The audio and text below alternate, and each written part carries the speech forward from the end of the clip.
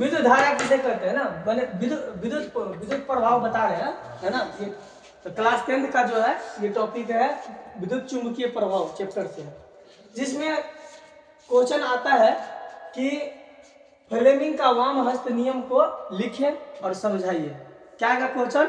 Fleming के वाम हस्त नियम को, फ्लेमिंग का वाम हस्त नियम को लिखें या समझाइए। यदि हम अपने बाएं हाथ की 3 उंगलियां, चलिए हम बाएं हाथ के 3 उंगलियां निकाल लिए। कौन कौन उंगलियां अभी ने बोला? 3 उंगलियां, मध्यमा, तर्जनी, अंगूठा। मध्यमा तर्जनी, उंगली का नाम समझिए। मध्यमा इसको बोला जाता है, इसको तर्जनी, अंगूठा इसको अंगूठा बोला जाता है। हर उंगली का नाम होता है वैज्ञानिक नाम। यदि हम अपने, बोलना नहीं है, यदि हम अपने बाएं हाथ के 3 उंगलियां, मध्यमा, ये मध्यमा हुआ, तर्जनी ये हुआ तर्जनी, और अंगूठा, 3 उंगलियां को इस प्रकार फैलाए कि इस प्रकार, कैसे? तो इस प्रकार 90 डिग्री होना चाहिए।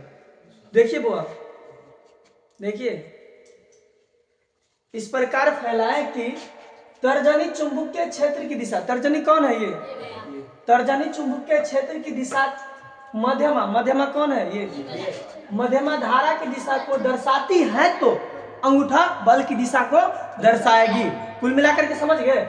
यदि हम अपने बाएं हाथ की 3 उंगलियां, मध्यमा, तर्जनी और अंगूठा को इस प्रकार फैलाए कि तर्जनी चुंबकीय क्षेत्र की दिशा, मध्यमा धारा की दिशा को दर्शाती है तो अंगूठा बल की दिशा को दर्शाएगी।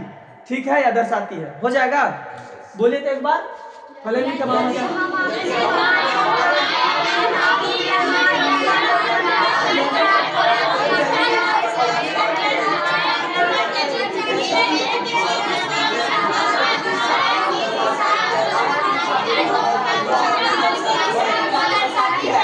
3 उंगलियां कौन कौन निकाल के देखिए।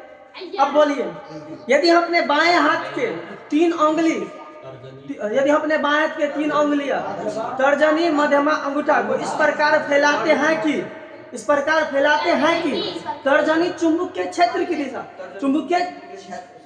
तर्जनी चुंबकीय क्षेत्र मध्यमा धारा को दर्शाती है तो अंगूठा बल की दिशा को दर्शाती है। ठीक है, दिशा को दर्शाती है तो अंगूठा बल की दिशा को दर्शाती है। तो हो जाएगा याद, हल्का है। ठीक है, तब देखिए विद्युत मोटर किसे कहते हैं? तो विद्युत मोटर हम बोल दिया आपको, मोटर कितने प्रकार के? तो 2 प्रकार। एगो तो लाइने से चलता है, अपने लाइन के जी विद्युत के का गांव भाषा में लाइन। एगो तो विद्युत से चलता है, तो पंखा उनका पानी वानी फेंकता है जो घर के मोटर है।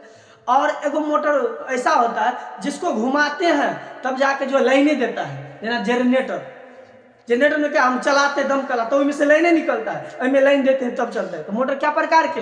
2 प्रकार के। इसको कहा जाता है विद्युत मोटर। आई मोटर का नाम कर दिया ओकरा डायनेमो कहते हैं। डायनेमो, जनरेटर में डायनेमो लगल रहे, अकर नाम है लेकिन विद्युत मोटर। तो विद्युत मोटर किसे कहते हैं? तो देखिए विद्युत मोटर एक ऐसा यंत्र है जिसके द्वारा विद्युत ऊर्जा को, कौन ऊर्जा लेता है? विद्युत ऊर्जा को यांत्रिक ऊर्जा में बदलता है, जिसे हम विद्युत मोटर कहते हैं। बताइए विद्युत मोटर किसे कहते हैं?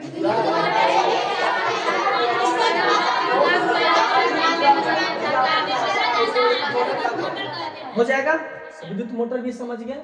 अब आपको क्वेश्चन ये भी पूछ सकता है कि ये तो 2 नंबर में पूछेगा तब ऐसा लिखना, 5 नंबर में पूछ दिया विद्युत मोटर क्या है, इसके सिद्धांत और क्रिया का सचित्र वर्णन करें। सचित्र माने चित्र के साथ, है ना, इसका मतलब। तो विद्युत मोटर का सिद्धांत सबसे पहले लिख देना, यहाँ पर छोड़ के हम परिभाषा करके ऊपर में लिखा दिए। पहले परिभाषा देना है, ये पूछेगा तो पहले परिभाषा देना है कि विद्युत मोटर एक ऐसा यंत्र है जिसके द्वारा विद्युत ऊर्जा को यांत्रिक ऊर्जा में बदला जाता है, उसे विद्युत मोटर कहते हैं। सिंपल सी बात याद कर लोगे तो याद हो जाएगा, विद्युत ऊर्जा को यांत्रिक ऊर्जा में। विद्युत मोटर एक ऐसा यंत्र है जो विद्युत ऊर्जा को यांत्रिक ऊर्जा में बदलता है, उसे विद्युत मोटर कहते हैं। ठीक है, और उसके बाद लिखना है सिद्धांत। क्या लिखना है? विद्युत मोटर का सिद्धांत। यह विद्युत चुंबकीय प्रेरण पर आधारित होता है, माने विद्युत डालते हैं तो चुंबकीय उत्पन्न होता है, प्रेरण, और उसके बाद ही चलता है। विद्युत डालने से चुंबकीय गुण उत्पन्न होता है, तब घूमता है। विद्युत चुंबकीय प्रेरण पर आधारित सिद्धांत होता है। फिगर एक ऐसे बना देना, ये दोनों चुंबक है, ये दोनों क्या है? ये नॉर्थ पोल है, ये साउथ पोल है। ऐसे लिखा है, मतलब साउथ पोल माने नॉर्थ पोल। चुंबक का नाम है ABCD, ये हो गया। ये बीच वाला का नाम है आर्मेचर, यहाँ लिख दिया, बीच वाला का नाम है आर्मेचर, यहाँ तक गया है। उसके बाद ये दोनों ब्रश है, ब्रश 1 ब्रश 2 को ब्रश लगेगा, और ये आर्मेचर का लिखा है। उसके बाद ये सेल है, बैटरी एक स्विच है यहाँ लगल है, और इसमें करंट देते हैं, बैटरी देते हैं, तब जाके ये घूमता है, क्योंकि विद्युत से ही चलता है, सबको पता है विद्युत मोटर नाम है विद्युत मोटर। अब विद्युत मोटर की क्रिया, जो कि नहीं दिखता होगा तो हम बोल देते हैं, सुन लेना आप लोग, तब हो जाएगा। देखिए विद्युत मोटर की क्रिया, अब ये काम कैसे करते हैं। जब आर्मेचर से धारा, आर्मेचर केकरा कहै छै, बिचला जो है से, जब आर्मेचर से धारा प्रवाहित की जाती है तब चुंबकीय क्षेत्र के कारण कुंडली ए बी, देखिए ए बी है ना, देखो धारा इधर से आएगा, आर्मेचर देखो प्लस और माइनस लिखा है, नॉर्थ पोल में प्लस, साउथ पोल में माइनस, तो चुंबकीय क्षेत्र के कारण कुंडली ए बी तथा सी डी पर समान मान बराबर मान, परंतु विपरीत दिशा में एक बल लगता है। समान मान रहता है दोनों पर, वैल्यू समान है, लेकिन विपरीत दिशा में एक धक्का मारता है, जो अनहद भाग है ना, धक्का विपरीत दिशा में। पूछता है कौन दिशा में बल लगता है, ऑब्जेक्टिव में पूछा है, विपरीत दिशा में, याद रखिएगा इसको, ऑब्जेक्टिव में आया है क्वेश्चन। विद्युत मोटर में बल जो है किस दिशा में लगता है, विपरीत दिशा में, याद रखिए। विपरीत दिशा में एक बल लगता है, जिस कारण से आर्मेचर घूमने लगती है, और ये घूमते घूमते रह जाता है, समझिए। तो ऐसे ये काम करते हैं, तो टोटल इसके बारे में हम बता दिए, चलिए ठीक है। अब जाके विद्युत चुंबकीय प्रेरण सर्वप्रथम किसने बताया, कि विद्युत जो है, विद्युत जब डालते हैं तो विद्युत में चुंबकीय प्रेरण आता है, मतलब कि विद्युत दै छी ने, कोनो तार और में करंट रहते ने, कि ओकरा तार से सटि गेलै, सटे का मतलब खींच लेलकै ओकरा, मतलब तब ना सटि गेलै, मतलब ओकरा में चुंबक वाला गुण है तब ना खींच लेलकै। अगर मतलब है, मतलब इसका मतलब है कि तार में हम करंट देते हैं तो उसमें चुंबकीय गुण आ जाता है। ये सबसे पहले किसने बताया, फ्राइडे ने बताया, 1831 में बताया।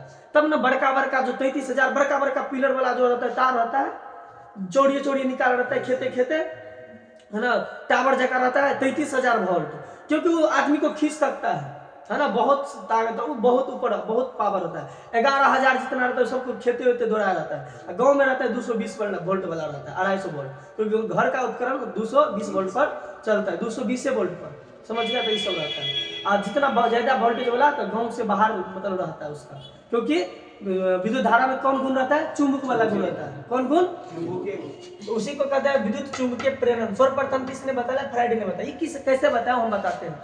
देखिए मेरे पास कुछ है नहीं, फिगर से हम इस बात को आपको समझा सकते हैं।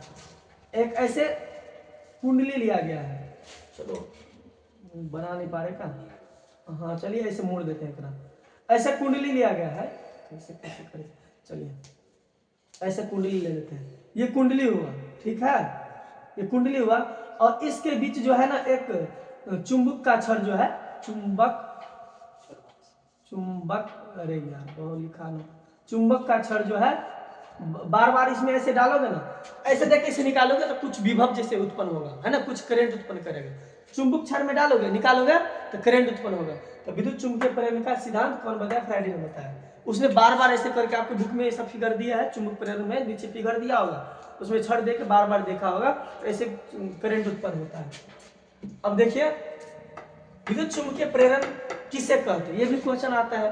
तो जब एक कुंडली, एकरा कुंडली कहता है, जब एक कुंडली और चुंबक छड़, ये चुंबक छड़ हम बोल दिए, के कारण बंद कुंडली बंद रहना चाहिए, और चुंबक छड़ के कारण ये पूरा बंद रहता है बीच से, मतलब चुंबक ऐसे देगा ऐसे निकालेगा, के कारण विद्युत धारा प्रवाहित होने लगता है, उसे विद्युत चुंबकीय प्रेरण कहते हैं। तो जब एक बंद कुंडली और चुंबक छड़ के कारण विद्युत धारा प्रवाहित होने लगता है, उसे विद्युत चुंबकीय प्रेरण कहते हैं। अब क्या होगा इसमें आगे हम जाके बताएंगे, कि देखिए आपको आगे जो हम, ये तो विद्युत मोटर बताए, अब डायनेमो बताएंगे आपको। बंद कुंडली रहता है, इसमें जो है छड़ रहता है, क्या होता है तो हम बताते हैं। जनरेटर होता है ना, जनरेटर में भी वही लगा रहता है, कुंडली चुंबक ही रहता है, और उसमें जो ऐसे रहता है, और उसमें अंदर जाके वो घूमने लगता है। तो क्या बोले, इसमें घुमाया जाता है तब क्या विद्युत उत्पन्न करता है कि नहीं, इसमें घूमने के बाद बिजली देगा, कभी के बाद। तो ये आगे चैप्टर में बताएंगे हम डायनेमो, अभी यहाँ तक पढ़ा दिए। फिर से बोलिए आप लोग, विद्युत चुंबकीय प्रेरण किसे कहते हैं।